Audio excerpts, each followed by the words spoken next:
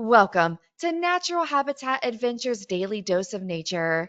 I'm your host, Brooke Mitchell, and today's webinar is WWF Growing Conservation Leaders in the Global South, presented by Dr. Nelly Kadagi, WWF's Director of Education for Nature Program. Thank you so much for being here today, Nelly. Over to you. Thank you, Brooke, for having me. Good afternoon, everyone, and thank you for joining us for the today's Daily Dose of Nature webinar series. I am Nelly Kadagi, the director of the WWF's Education for Nature program. I am excited to share insight into WWF's efforts to support conservation leaders dedicated to promoting the rich biodiversity of flora, fauna, and ecosystems in the global south, particularly in Latin America, Africa, Asia, and the Caribbean. My talk today is inspired by three key perspectives. The first one is our success over the past 30 years in growing conservation leaders in the global south, especially as we recently marked the 30th anniversary of our work. The second perspective is how we've achieved this accomplishment by examining the strategies and areas of implementation. And the last perspective is how I reflect on the valuable lessons we've learned throughout the 30-year journey. When discussing the WWF's work in growing conservation leaders in the global south, it's very hard to do justice to the discourse without highlighting the incredible work of WWF's Education for Nature program, which I have the privilege of leading alongside a dedicated team of collaborators, my team at EFN, partners, donors who have tirelessly worked to ensure that we continue to succeed.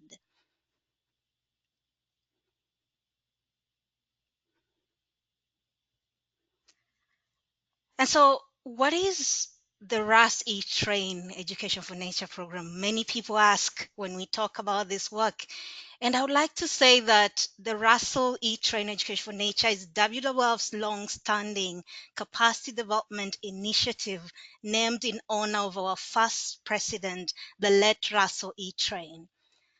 As we reflect on this journey today of what we've accomplished, the lessons, and what is our forward-looking message, I like to pay tribute to Russell and his wife, Eileen, whose vision and dedication laid the foundation of the work we do today and how transformative it has been.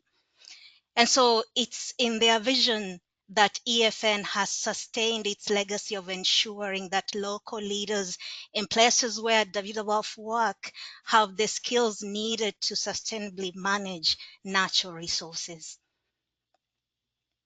And so our focus for the last 30 years has been on providing funding support through fellowships and grants to local leaders and institutions across Africa, Asia, and Latin America, all aimed at advancing conservation leaders. And so what does success look like for the Education for Nature program? So when we look at our data over the past 30 years, WWF has supported more than 3,700 plus conservation leaders and 600 institutions in over 60 countries through fellowships and grants, investing a total of $30 million to enhance education, expertise, and skills needed to tackle biodiversity challenges. And so when I reflect on this success, it brings on my mind my own journey as an Education for Nature alumna and conservation leader. Remember, I said that I am privileged to lead this program, but one of the things that inspires me to lead this program is the fact that I can speak of its success as someone that has walked this journey. And so in 2015, the Education for Nature program. And so in 2015, the Education for Nature program supported me with a total of $15,000, allowing me to start my PhD journey at the University of Florida. These grants, I always like to say, opened the door to one of my biggest dreams. A follow-up grant of $20,000 allowed me to not only continue with my studies, but be able to travel to my home country of Kenya and conduct the research that I've been wanting to do for a long time, pioneering billfish studies that has continued to be a gift that keeps giving. Those who know me understand that I'm passionate about billfish, that I call these magnificent species gladiators of the sea. But more importantly, I'm more passionate about nurturing future conservation leaders and scientists. And so EFN support not only helped me to gain credibility as a scientist, but also empowered me to bring other young people along on this journey.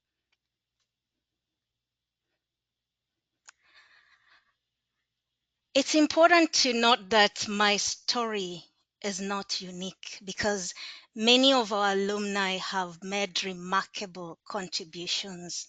We talk about discovering new species like Dr. Carolina Reyes in Ecuador. We mentioned collaborating with local communities to establish protected areas and conservation places like Henry Kaniki in the Solomon Islands, and launching pioneering conservation initiatives and degree programs like Dr. Gladys Kalema in Uganda and Dr. Somchan Bauchan in Laos.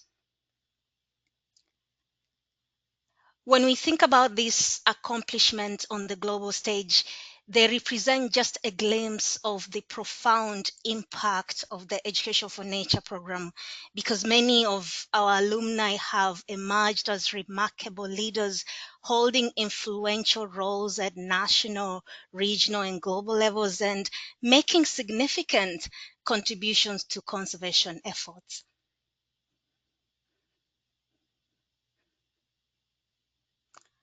And so in 2024, when we were marking 30 years of our work and looking at this success, we see that over 90% of our Education for Nature alumni are working in conservation-based organizations and academic institutions and governmental departments, and continue to enhance that vision that started from the beginning, whereby we want to see a world where local leaders are stewarding the conservation and management of natural resources.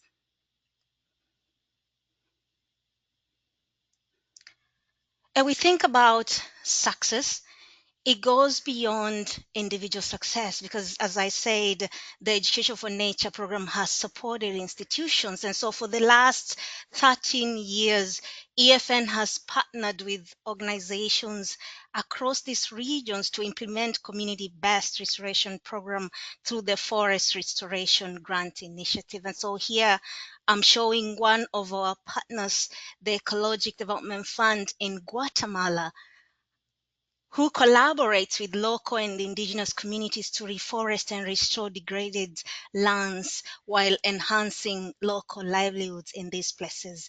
And so this is from our 2024 trip to Guatemala, where we had an opportunity to meet with our partner along with the communities during a site visit. And when we think about the impact of our restoration partner, we see that with an average of just $15,000 a year, our partners are able to go beyond that very actual initiative that they thought about and do more. And so this is very important when it comes to how we multiply the impact beyond one individual.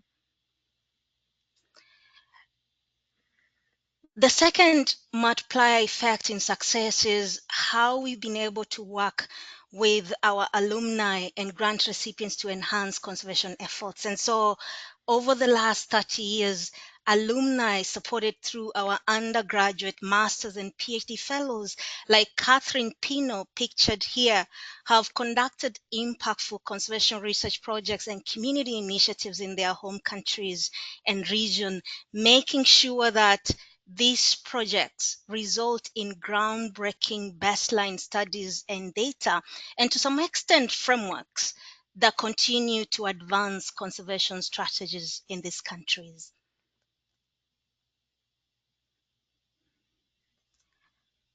One of the most important successes that I like to highlight is our research partnership with some of our alumni that are working in academia. For instance, with Dr. Susana Padua in Brazil, EFN has partnered to make sure that Susana can work towards developing engagement programs aimed at not only empowering young people, but also fostering environmental awareness and inspiring the next generation of leaders. And so we see here since 2016, EFN has partnered with Susanna to support her efforts in providing academic, research, and professional training to early career conservation leaders. And to date, when we look at the numbers, we see that Susanna has helped support 31 alumni that have benefited through this initiative, while receiving an average of 25,000 per year to fund 3 to 4 candidates.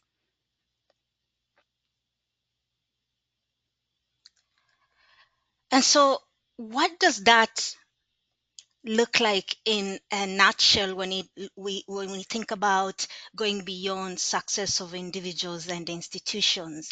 And so with 30 million investment over 30 years, these funds have gone into various countries in different amounts. So in this graph, we can see notably countries like Peru, Colombia, Ecuador, Nepal rank higher, and some of the factors are due to increased interest from applicants and recipients, organizational efforts to build capacities in these areas, especially in priority work, and direct donor support in this region.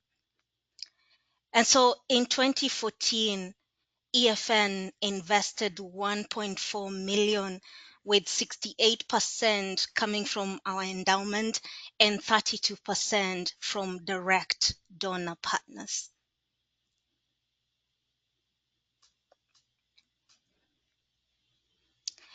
So when we look at 2024, this past year, where I said we celebrated our 30th year anniversary, 2024 marked the year whereby we announced the largest cohort of EFN fellows to date, each aligning with one or more of our WWF goals. And so in this case, we have the Train Fellowship that focuses on supporting aspiring and current university faculty, so that as we continue to build individual capacities, we have leaders in our universities that can continue to multiply the impact and make sure that we are developing initiatives that speak to the local context and inspire the next generation of scientists and leaders. And so here I'm showing some of our grant recipients from 2024 that are exploring different research, ranging from wildlife, forest, oceans, and many other areas that WWF focuses on.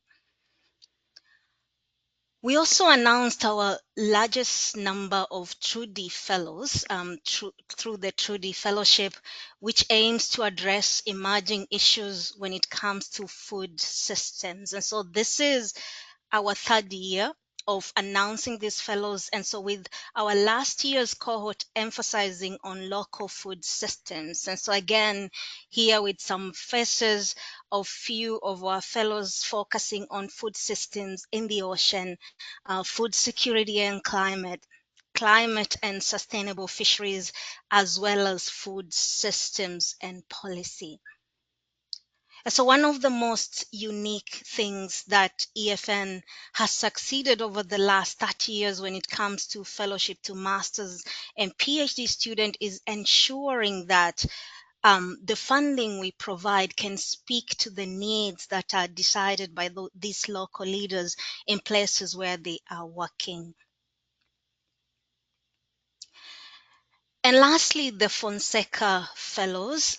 We announced the first cohort last year. The Fonseca Fellowship is our newest initiative that was developed in collaboration with the Global Environmental Facility, a World Bank, which aims to support emerging conservation leaders from Latin America.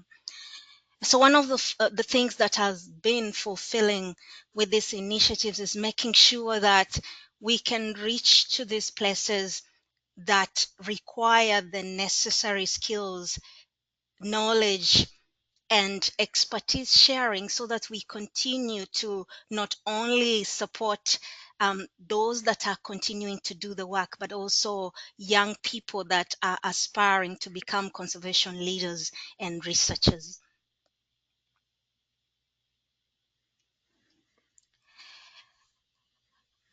And so, reflecting on this achievement, the Education for Nature program has successfully implemented its work through two streams. One is the funding to individuals, as I said, pursuing undergraduate, master's, PhD, and short term courses.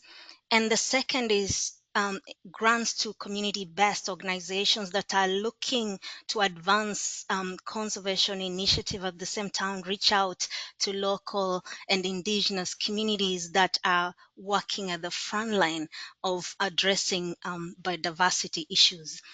And so when we think about our ways of implementation and key strategies, we take a look at four areas that EFN has succeeded.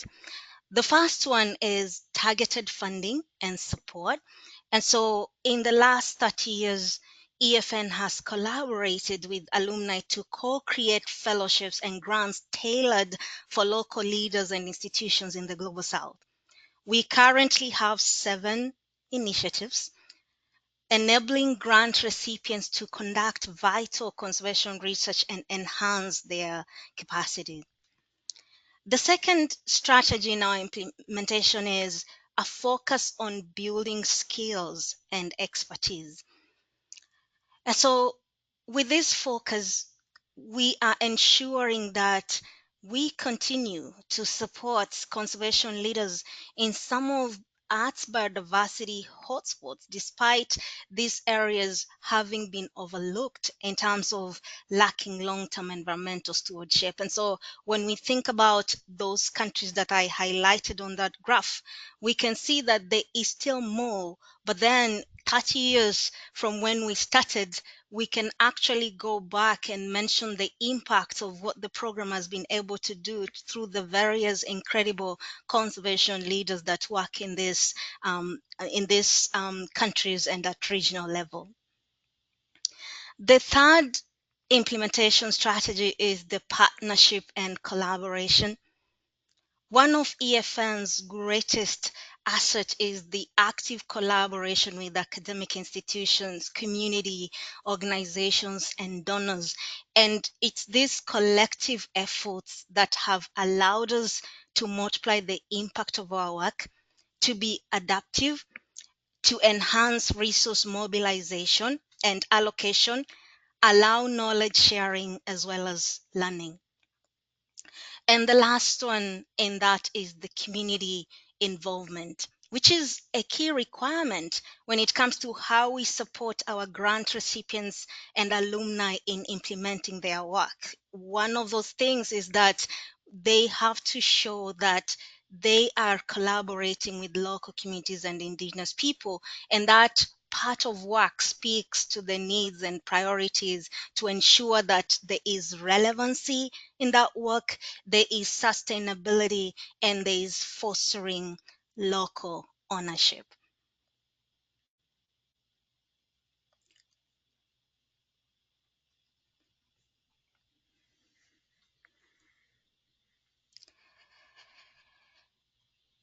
So I pose back to where I started in my introduction of growing conservation leaders in the global south and sharing the successes.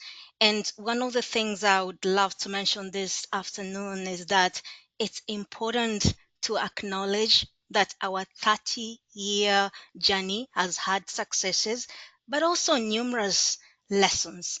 And I could spend this afternoon talking about many of these lessons, but I would love to share four key insights from this work. The first insight is the importance of local context. As I mentioned in one of the slides, EFN's success lies in the ability of understanding the local context and relevancy of the initiatives that we are funding. And so over the last 30 years, we've intensified our efforts to making sure that successful funding initiatives can arise from a deep understanding of local context. The second lesson is growing a conservation leader takes a long time, and I'll go back to where I started in reflecting my own journey. It took so many years, and I am still learning on how to be a conservation leader. And so this journey of building leadership takes time, requires trust, engagement, and consistency for a successful collaboration. And so that is one of the things that EFN has centered its work around. The third lesson is the need for sustainability of our initiatives. And so, having been around for 3 decades, we recognize that there is need for long-term funding strategies that enable local leaders and communities to sustain their efforts beyond the funding period. And so one of the things we do with our initiatives, for PhD, we support our master's and PhD students between 2 to 3 years, allowing them the ability to get into the door, as I mentioned, and the ability to diversify their funding in the event that our funding may not be enough for the growing needs that might arise on someone's academic journey. When it comes to our work with community-based organizations, we understand that one-time funding is not enough. And so one of our priorities, especially for our repeat partners, is making sure that we are coming on the table from a partnership place where we are saying that we can partner and work towards making sure that your work is sustainable. And so we acknowledge through our lessons that one-time funding may not work. And so to sustain efforts beyond that funding period is very important. The fourth is acknowledging systemic barriers and being able to learn and evolve. And so over 3 decades, we've learned about systemic barriers hindering conservation leadership, including gender inequities, limited funding access for marginalized communities, a predominantly Western-centric approach when it comes to conservation leadership, and social exclusion, among other systemic barriers. And so EFN remains committed to learning, adapting, and evolving in response to these challenges.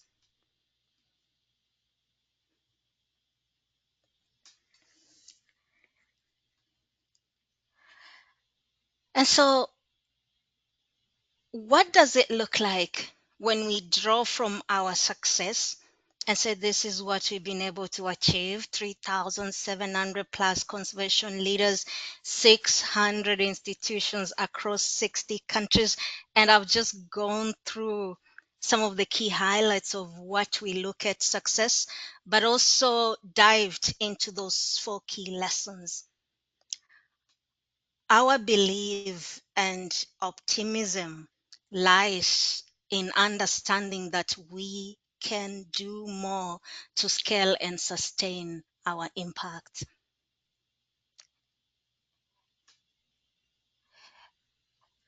And so how do we do that, given that we have the successes, lessons, the implementation?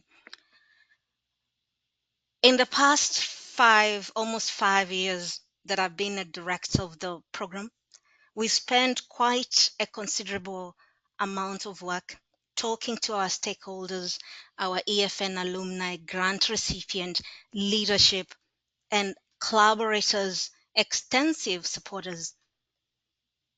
And so we realized that WWF remains uniquely positioned to continue to elevate global conservation science and leadership, and not stopping at the 30-year mark. And so when we look at the key things that allow us to stay in this unique position and be able to take that privilege and move forward, WWF is well aligned in co-developing an enabling environment for a conservation future that recognizes local leadership and science and respects those rights, knowledge, and practices of local communities and indigenous peoples. And we can see this from our extensive 30 years of capacity development expertise with successes, lessons, failures, which failures turn into opportunities, and a forward looking message. The second is our access to the WWF network. And so, with the extensive work that WWF does around the world, the program sits at a privileged space of being able to connect with our WWF country offices so that we are understanding the priorities, the needs, the challenges, and what is needed to build more conservation leaders. The third is the existing local and regional partnership. And so with this extensive over 3,700 individuals plus those institutions, it brings a multiplier effect when it comes to the number of partnerships that you can think of at national and regional level coming to the global perspective. And so in connecting these four building blocks, we see an opportunity for the Education for Nature program to continue playing a critical role in bringing its alumni together with our extensive partners to connect, learn from each other, and foster sustained conservation action.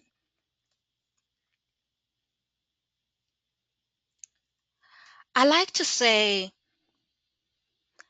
when I'm asked, and so what is the opportunity? Because it's easy for someone to say, Nelly, you've talked about the successes, so much has been done in 30 years. There is implementation in place, there is a pathway, and you have these building blocks. So, what is the opportunity? And I will use this African proverb that says, it takes a village to raise a child. And in this spirit, it takes a village and a long time to build a conservation leader. And so when we look at our opportunities, there is still an opportunity to continue increasing our support for local leaders and communities, particularly when we look at the ever increasing biodiversity challenges in the world we live today.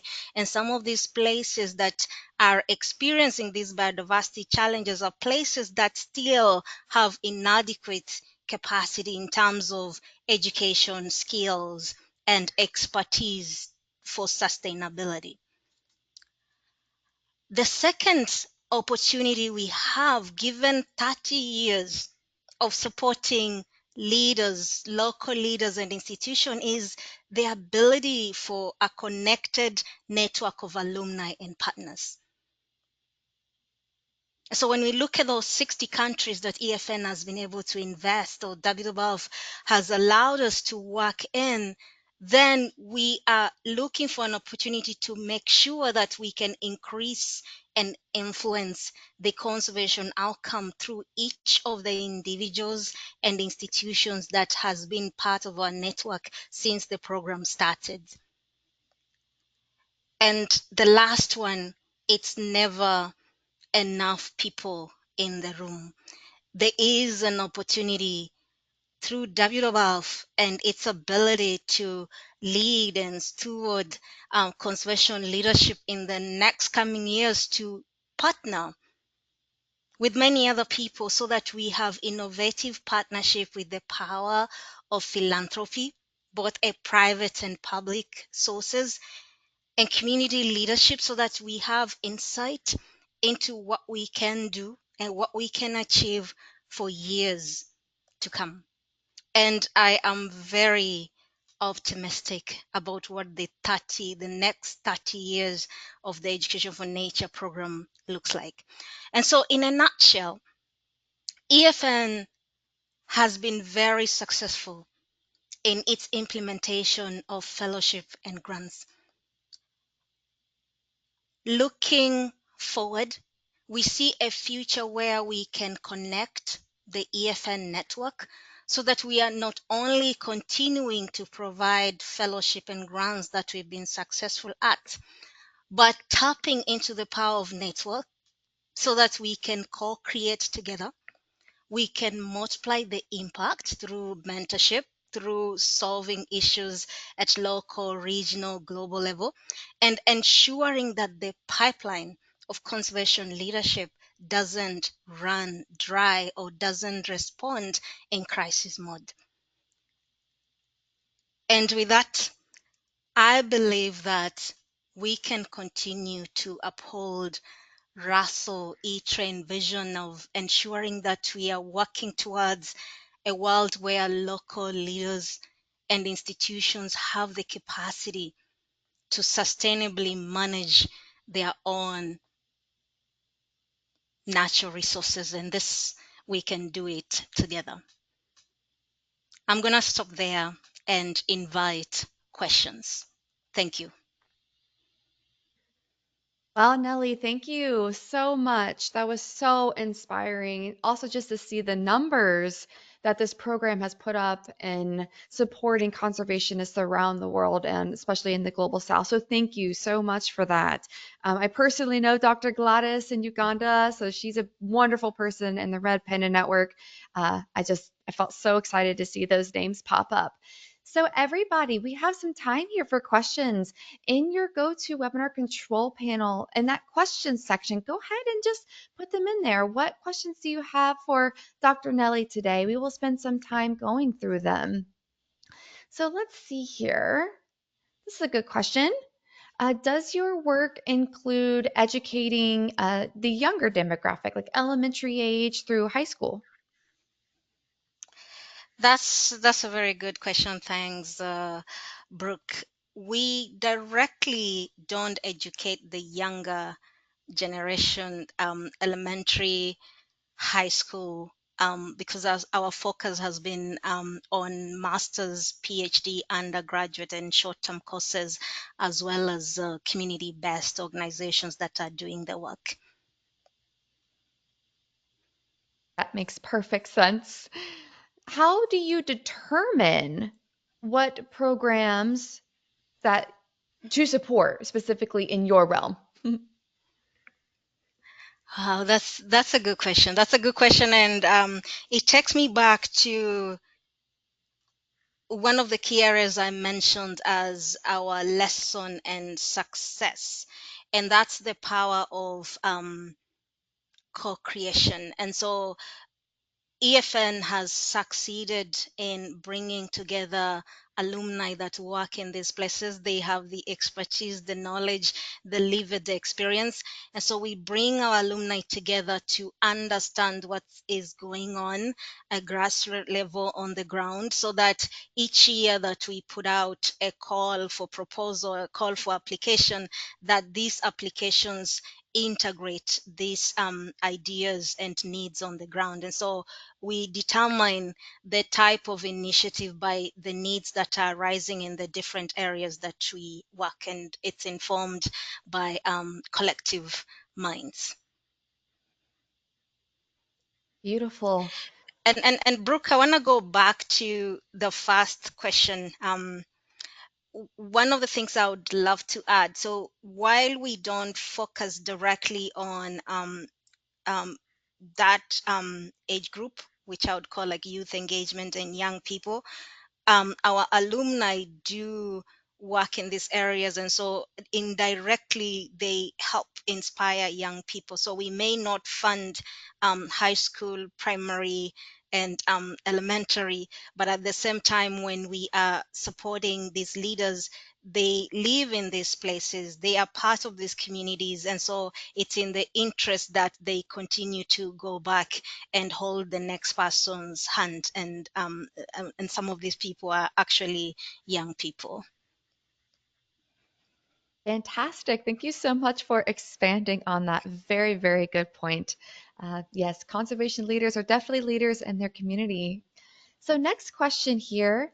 Could you maybe explore or explain some of your favorites or top projects that come to mind that the students in the program are researching or conducting? Goodness, you want me to be very biased, right?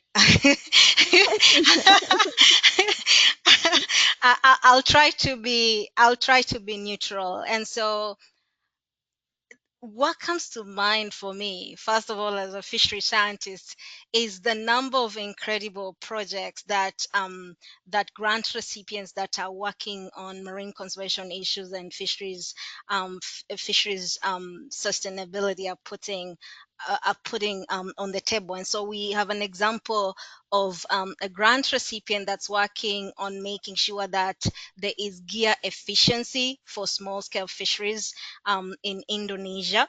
We also have a grant recipient from 2023 that's working in Honduras to ensure that we can understand the intersection between fisheries and local food systems. That's from a fisheries perspective.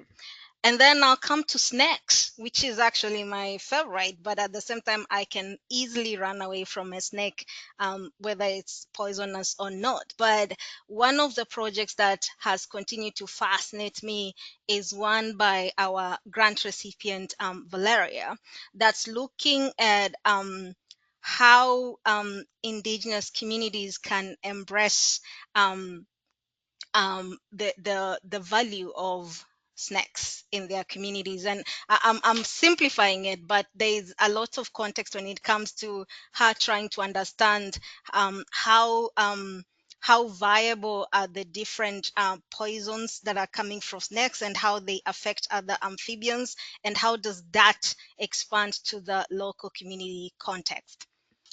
We also have other projects that are looking at big mammals. Like we had a recently completed grant recipient that was looking at elephants, mapping elephants in Mozambique. I can think of so many cool projects.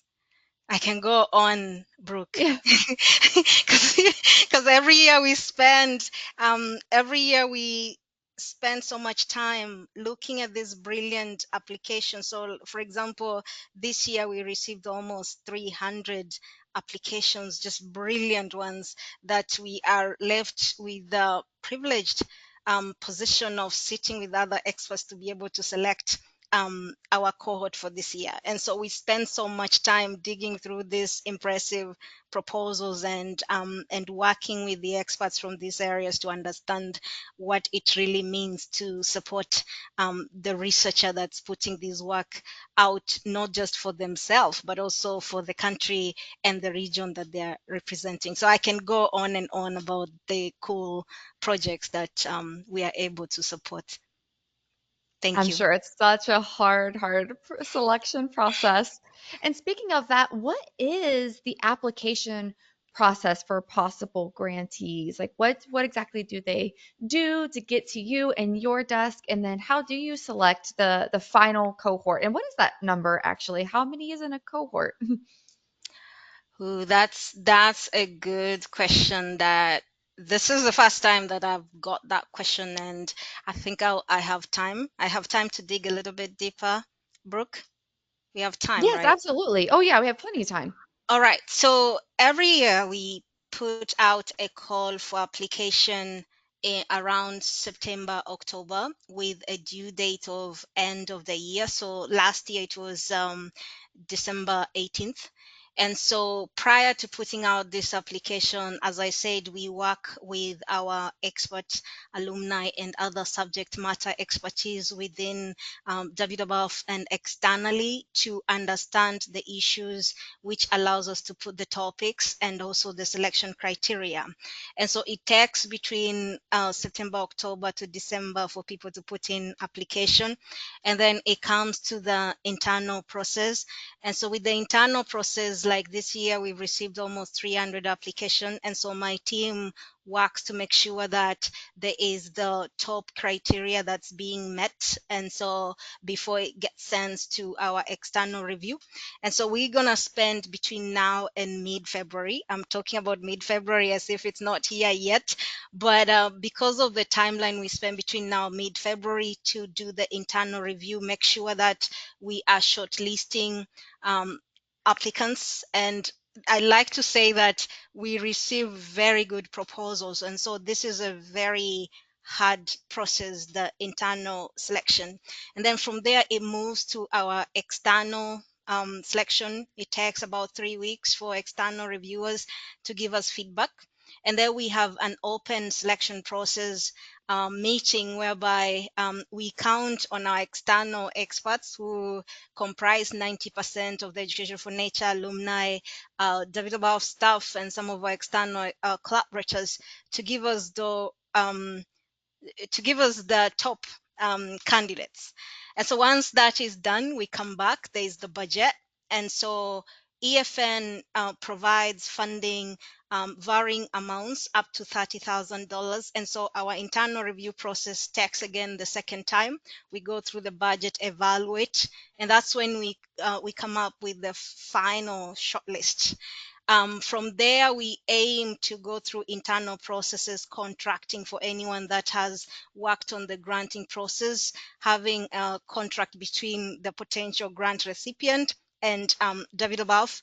And that process finalizes around June, July, before most of the schools start. And so here in the US, for our US-based fellows, we aim for them to receive their funds by the start of their school year, mid-August, whereas other schools in Europe and around the world is around September.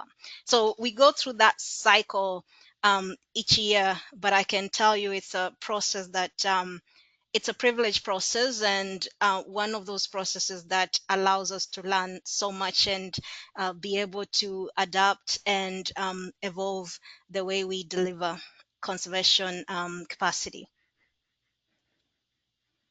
So it sounds like then you're right in the middle of selecting the next cohort. Is that correct? Yes, we are right in the middle of selecting the next cohort, but at the same time, right in the middle of determining the next topic for our announcement in September for new opportunities. So it's more, those two processes run concurrently because there are people who are waiting on the other end to be supported. And so putting out new call for new applications, whereas we have the applicants currently that are waiting to hear feedback from us. And so we have two processes that are running concurrently.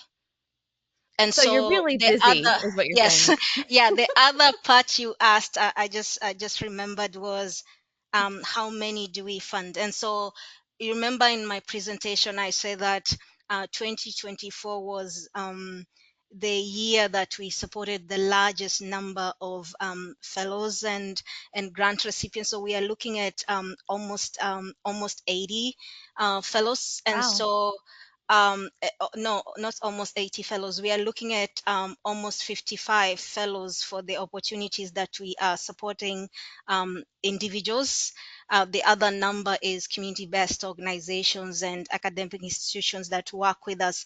And so each year, the number varies depending on the amount of support that we receive from donor partners and collaborators. And so last year was huge for us because, as I said, we collaborated with the Global Environment Facility to launch the Fonseca program.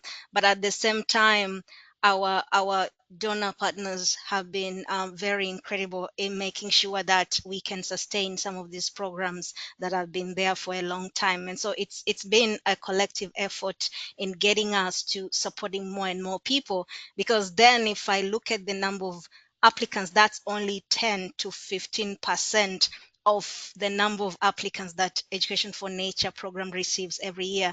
And so it's in my dreams and hope that we can continue to support more people based on the demand, but at the same time ensuring quality.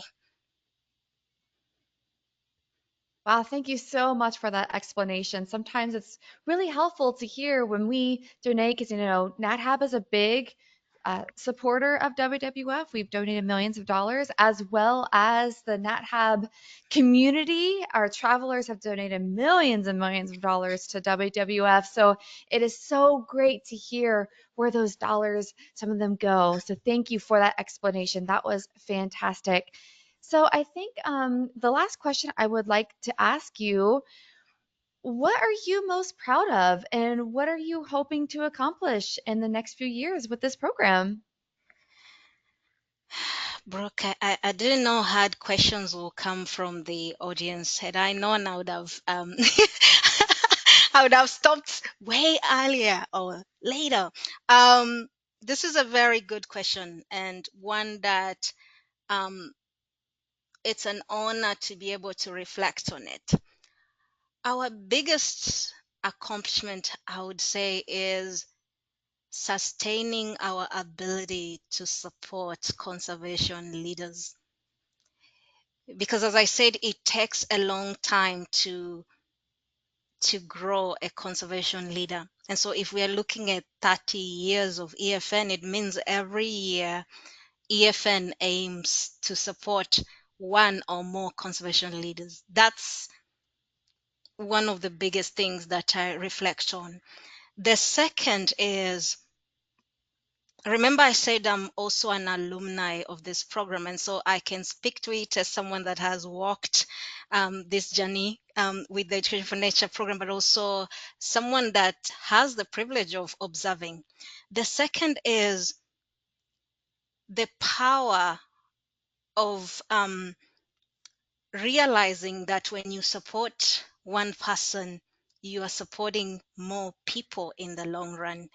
In that, when I talked about what our alumni have been able to accomplish, I mentioned that some of our alumni have started innovative degree programs, first time innovative degree programs in their home country. Some of them, like Dr. Gladys, whom you know, Brooke, has went on to do very amazing work with starting conservation initiatives in our home country. And we have alumni that are continuing to say, I want to do more in mentoring young people. And so that multiplier effect that ensures that the conservation leadership doesn't dry off as much as it's a lot of work is one of those things that allows me to reflect on.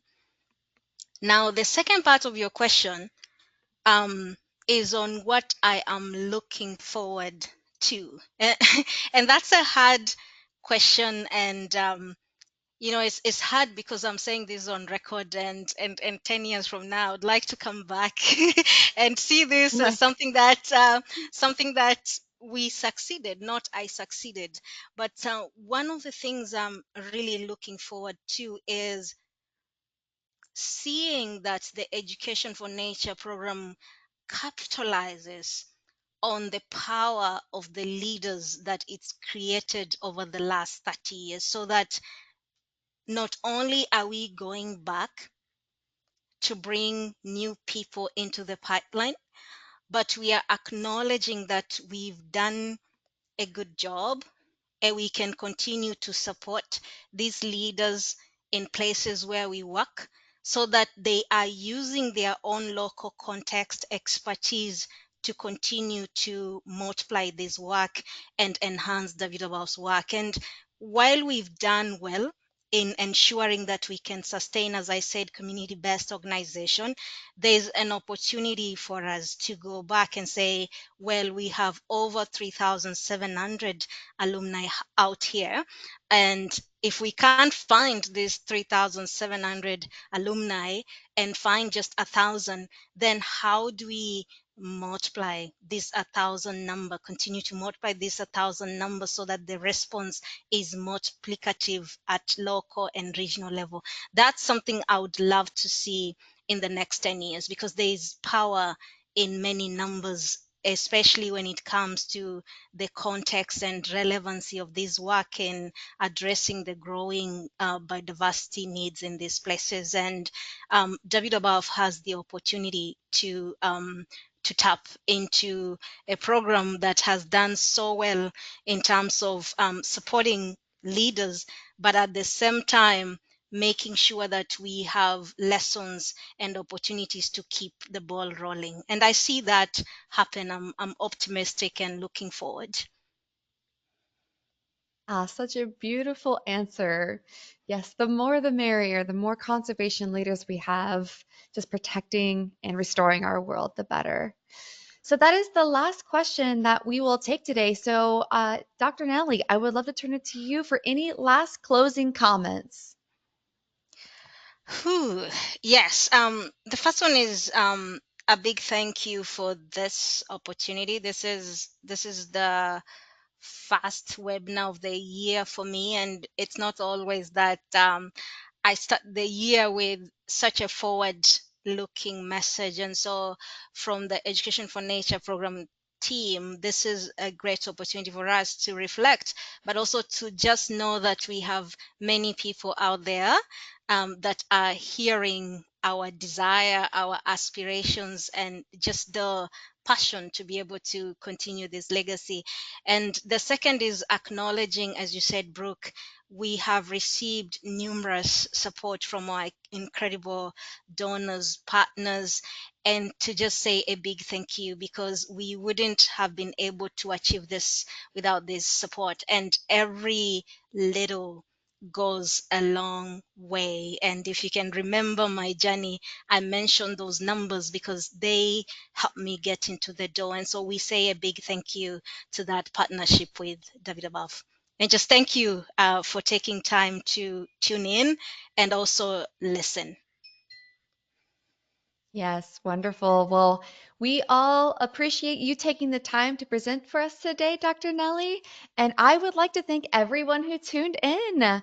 Join us tomorrow for our next daily dose of nature. You can check out this week's lineup, including registration links on our website at nathab.com/webinars.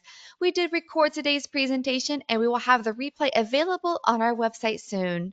With that, I will conclude the webinar. Goodbye, everybody.